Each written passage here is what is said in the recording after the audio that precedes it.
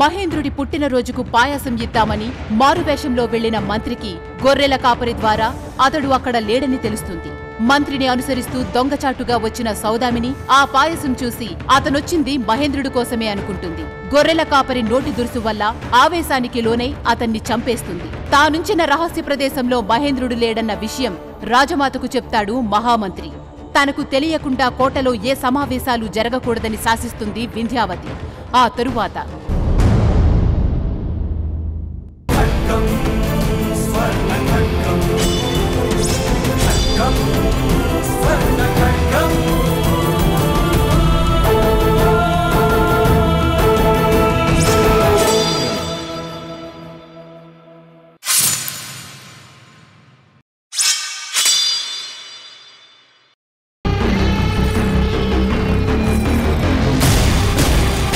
చూడు,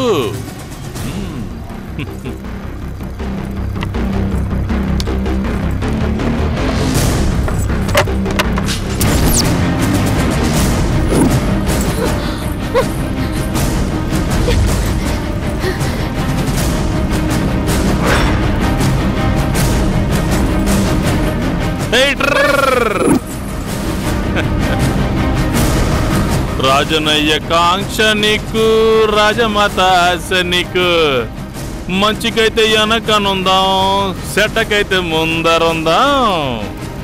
మంచి చెడ్డల లోకముందు మంటల లెక్క అమ్ముకుందాం. రాజనయ్య కాంక్ష నాకు, రాజమాత ఆశ నీకు. ఎక్కడో విన్నట్టుందా ఈ బాణి?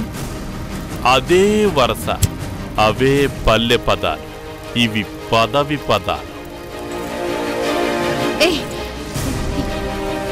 ఎవరిది ఈ శవమేంటి? నీ గోలేంటి? చెప్తాను.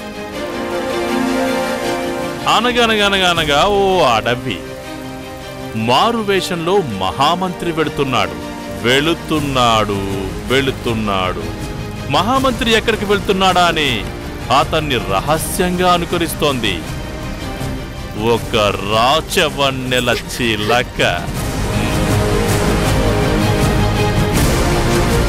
అంతా చూసేసావన్నమాట. ఏం చేయని చెప్పు, పాపిష్టి కళ్ళు. పాడు పనంటే మరింత ఉత్సాహంగా చూస్తాయి. చూసేశాను. సరే, చూసావు. అయితే ఏంటి? వీణ్ణి నేనే చంపాను అనడానికి ఆధారం ఏంటి? ఎక్కడో ఉన్న అడవిలో నేను వెళ్ళి హత్య చేశానంటే ఎవ్వరూ నమ్మరు. నీకు పిచ్చి పట్టింది అనుకుంటారు. పిచ్చి కుక్కను కొట్టినట్టు కొడతారు.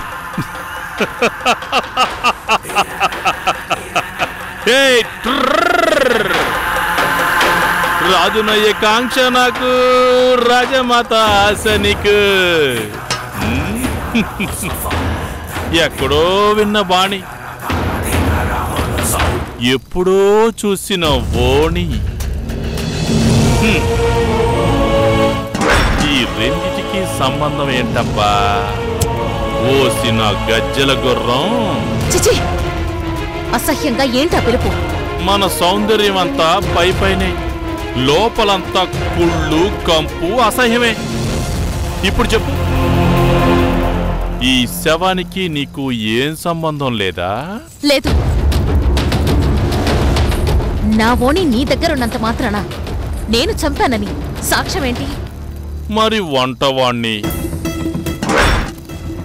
అంతఃపురంలో ప్రవేశమే లేనివాణ్ణి, నీ ఓణి నా దగ్గరికి ఎలా వచ్చింది? ఒకటి, నువ్వు వీణ్ణి హత్య చేస్తుండాలి. అలా అని శవం మీద చుట్టూ ఉన్న చారల సాక్షిగా ఈ ఓణి సాక్షిగా రుజువవుతుంది.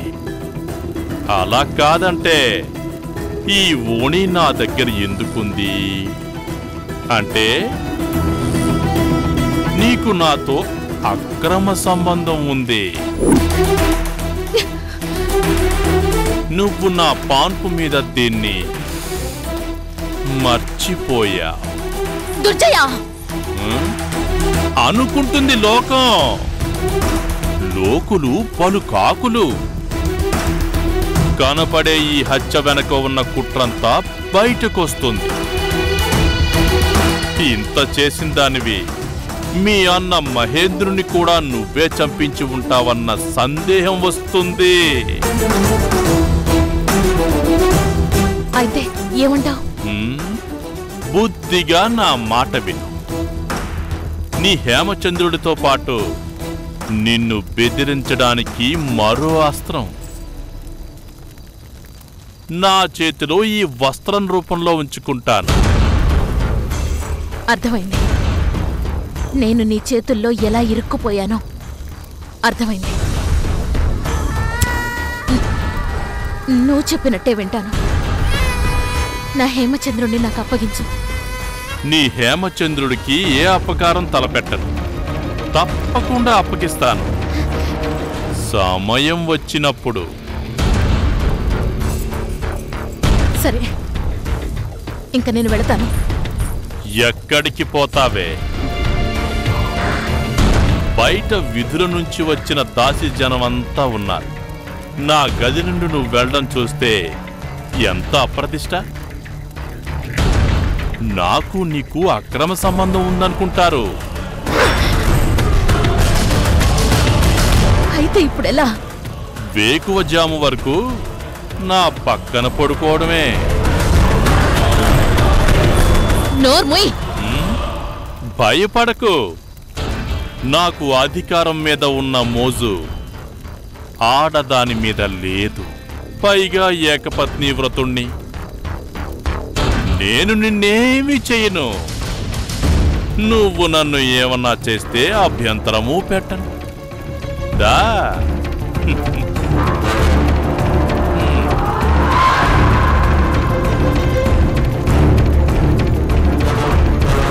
తప్పదు రాజవన్నెల చిలక, రసరమ్య గుళిక.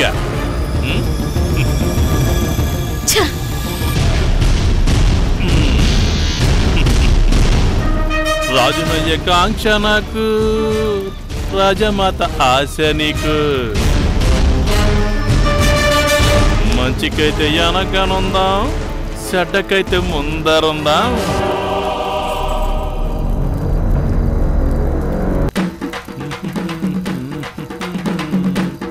మంచి చెడ్డల లోకమందు మంటల లెక్క అమ్ముకుందాం.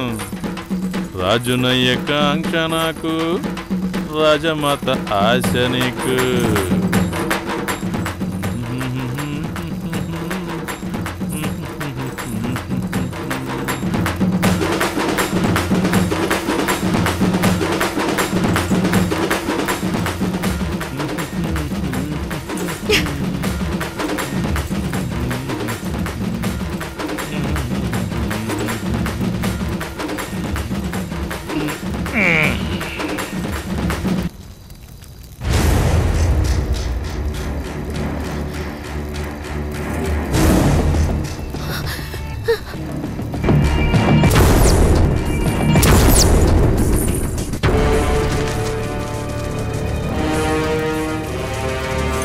వింధ్యావతి పెంపుడు చిలక కిన్నెర నన్ను వీడి పక్కలో చూసింది. ఈ సంగతి అంతఃపురంలో చెప్తే? ఏంటి అలా అయిపోయావు? ఏం లేదు. త్వరగా పడుకో, మరి ఎవరన్నా చూస్తే బాగోదు.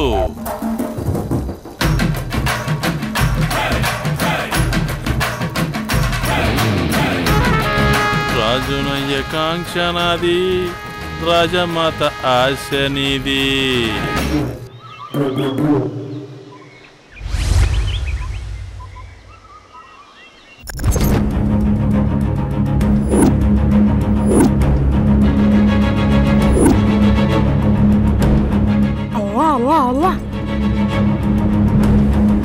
మణిపుర మహాసామ్రాజ్యానికి కాబోయే రాజమాత మీరు.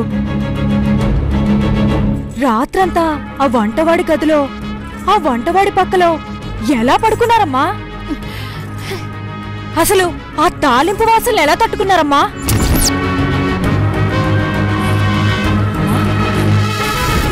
అంత పరాభవం జరిగితే నేనైతే ప్రాణాలతో ఉండనమ్మా. ఏ మంటలోనో దూకి అగ్నికి ఆహుతైపోతానంతే. అమ్మా, మంటల్ని సిద్ధం చేయమంటారా?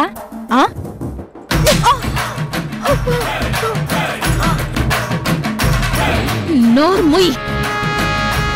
అయినా అమ్మా, వాడేంటి, వాడి స్థాయి ఏంటి? అలాంటి వాడు మనసు పడితే నేనే ఒప్పుకోను. చేయి కొడతాను. అలాంటిది మీరెలా ఒప్పుకున్నారమ్మా? నీకు చెప్పాను కదే, వాడు వంటవాడు కాదు, దుర్జయుడని.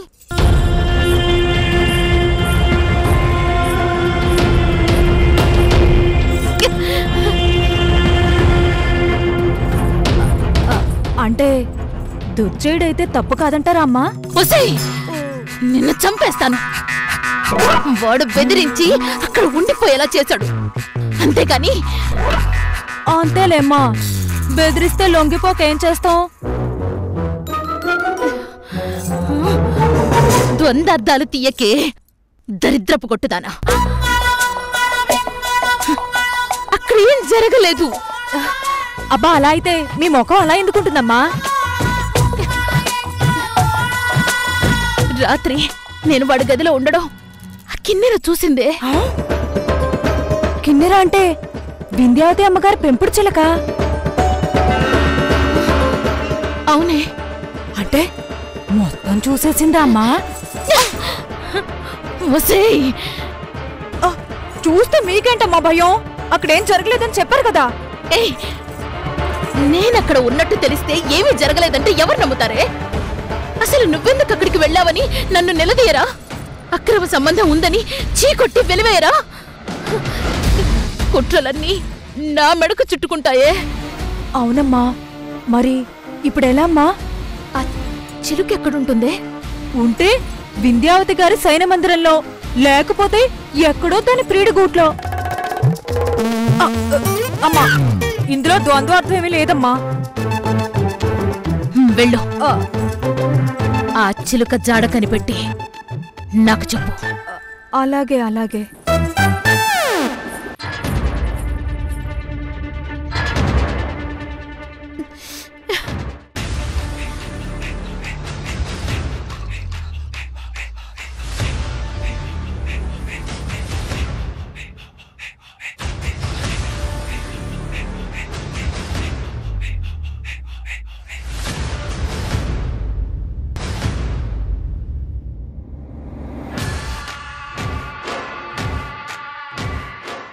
కిన్నెరా, నువ్వు మహారాణి వింధ్యావతి పెంపుడు చిలుకవి.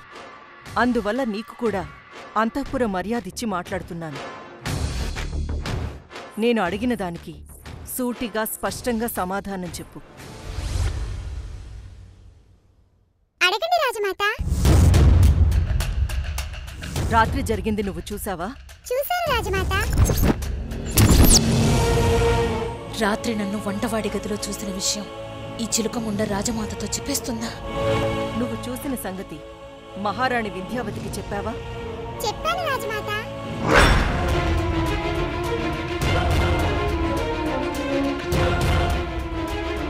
అలా చెప్పడం తప్పు కదా? తప్పెలా అవుతుంది రాజమాత? ప్రశ్నకి ప్రశ్న సమాధానం కాదు. నేను వింధ్యావతి మహారాణి ఇష్టసఖిని. ఎక్కడ ఏం జరుగుతున్నా చెప్పడం నా ధర్మం. చూడు కిన్నెరా, అంతఃపురంలో ఉండేవాళ్లు పాలకుల మధ్య వారధుల్లా ఉండాలే కాని విరోధాలు పెంచేవాళ్లు కాకూడదు.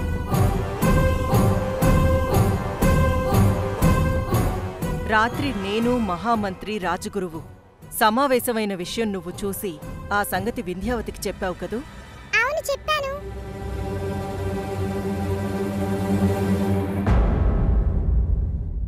అలా చెప్పవచ్చా? మహారాణికి తెలియకుండా మీరు సమావేశం నిర్వహించవచ్చా?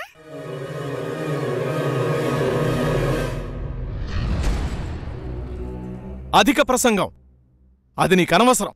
ఏది అనవసరం? వింధ్యావతి కళ్ళనీళ్లు పెట్టుకుంటే నాకు అనవసరమా? వింధ్యావతి మీద కుట్రలు జరిగితే నాకు అనవసరమా? అది కాదు కిన్నెరా, వింధ్యావతి నిండు గర్భవతి. ప్రతి చిన్న విషయానికి ఆందోళన పడ్డం, ఆవేశపడ్డం కడుపులో ఉన్న బిడ్డకి క్షేమకరం కాదు. ఏది ఏమైనా ప్రతి విషయం వింధ్యావతికి చెప్పడం తప్పు కిన్నెరా.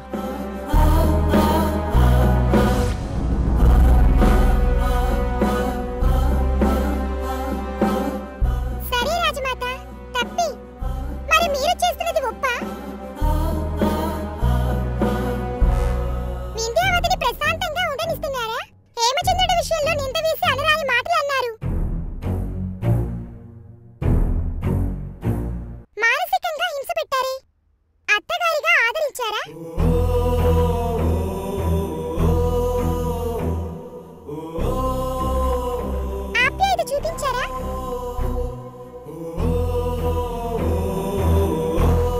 ఏనాడైనా వింధ్యావతి కన్నీళ్లు తుడిచారా?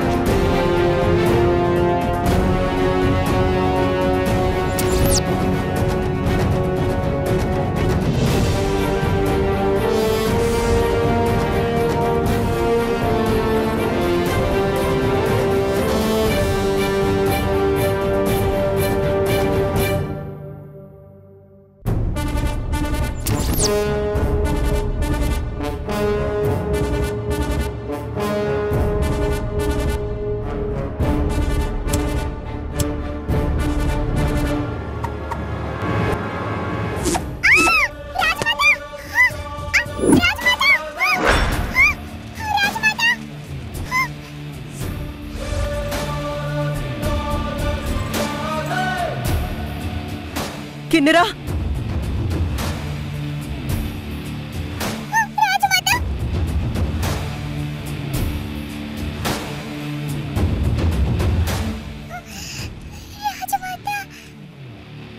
కిన్నెరా, కిన్నెరా, అయ్యో కిన్నెరా, కిన్నెరా, కిన్నెరా, కిన్నెరా.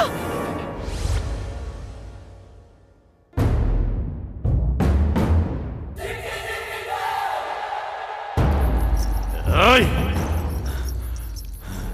ఎవరు చంపారు?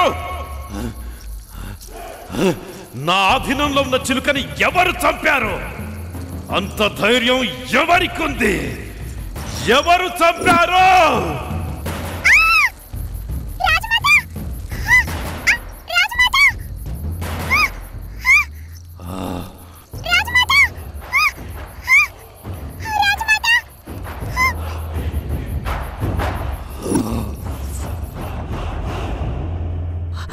అయ్యో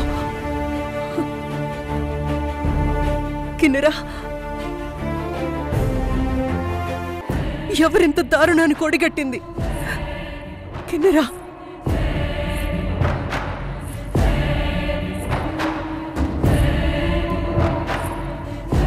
నేనే చంపాను, నేనే చంపాను, నే చంపాను.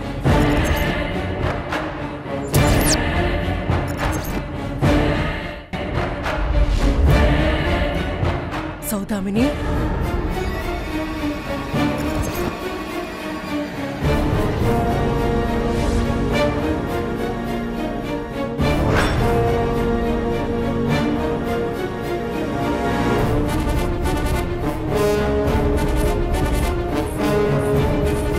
సౌదామిని, నువ్వా?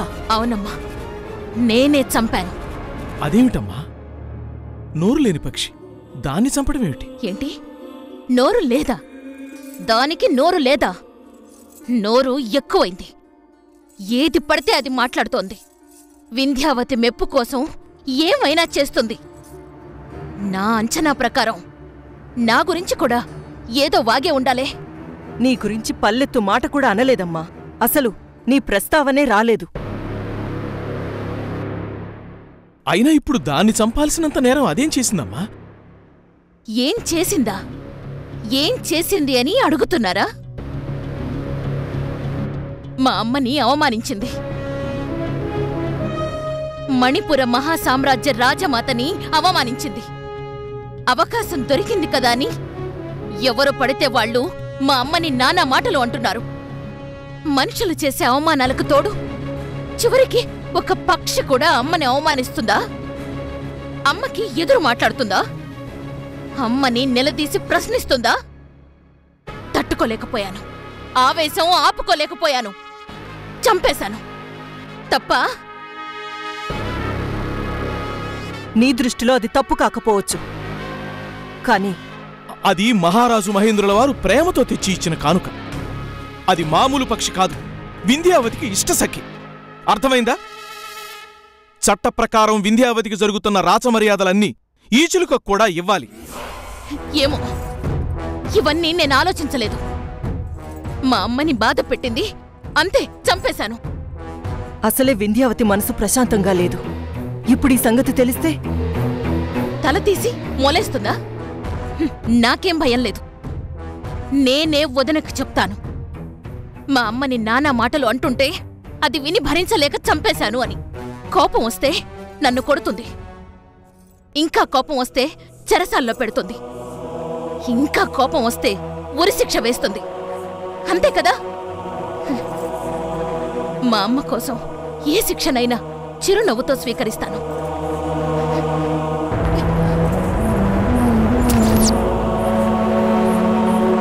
సౌదామిని,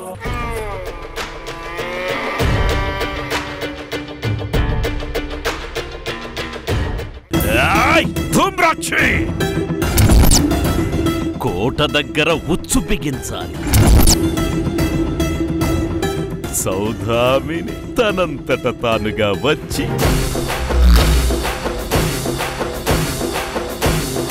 సచ్చాక పిశాచాని వయ్యావేమో, నేను బతికున్న పిశాచాన్ని. ఓ